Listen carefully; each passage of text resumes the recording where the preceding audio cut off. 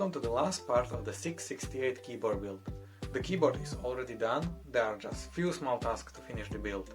So let's see how it goes. I'm putting hot glue on the Arduino to ensure that the wires won't come loose, and it also helps to secure the Arduino in place.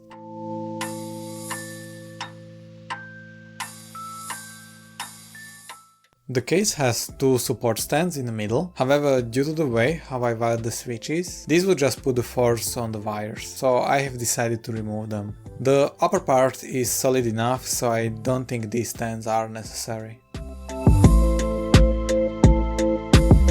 Two halves can now be put together.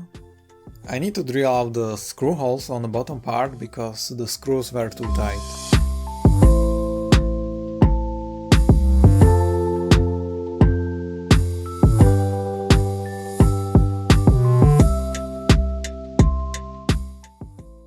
Now I can close the top and bottom, making sure not to clamp any wire.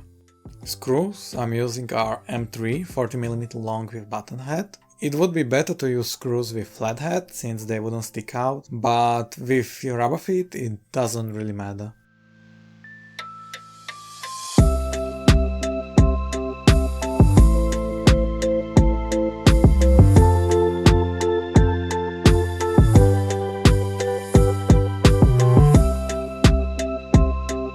After the screws are inserted, I will put 8 self-adhesive rubber feet on the bottom.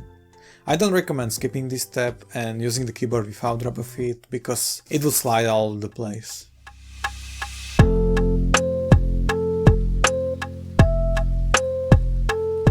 At this point I can put on the keycaps and stabilizers.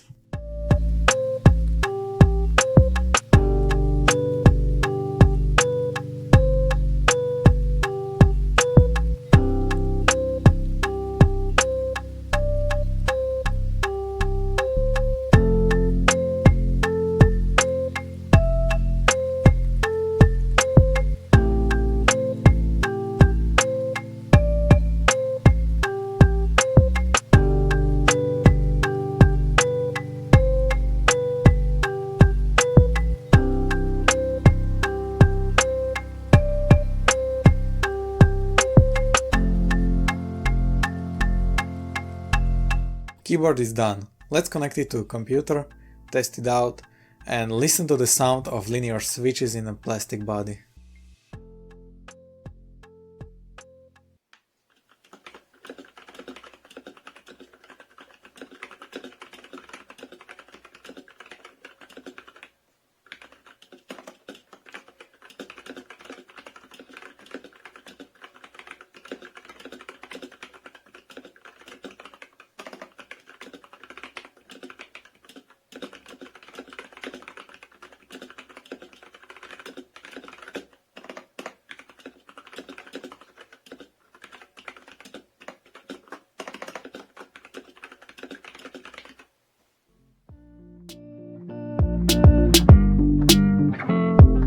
SiCK-68 is a great small 65% affordable keyboard.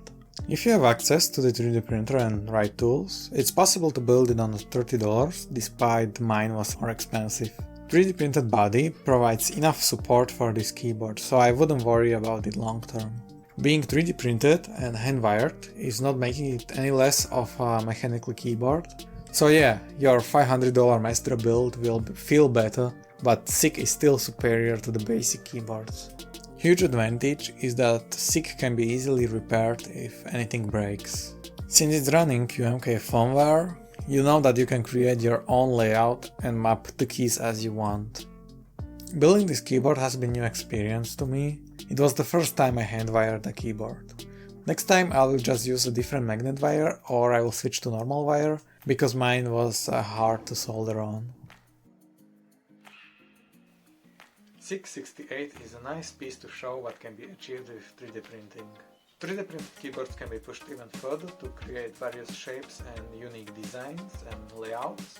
One example is Dactyl Manoform project, which creates ergonomic split keyboard that can be specified for each user. Anyway, I hope you have enjoyed the SiCK-68 build. If you have any questions, for example, if you are stuck somewhere in a build and you would need help, don't hesitate and ask them in the comment. You may consider subscribing if you would like to see more keyboards built in the future. Thank you for watching, see ya!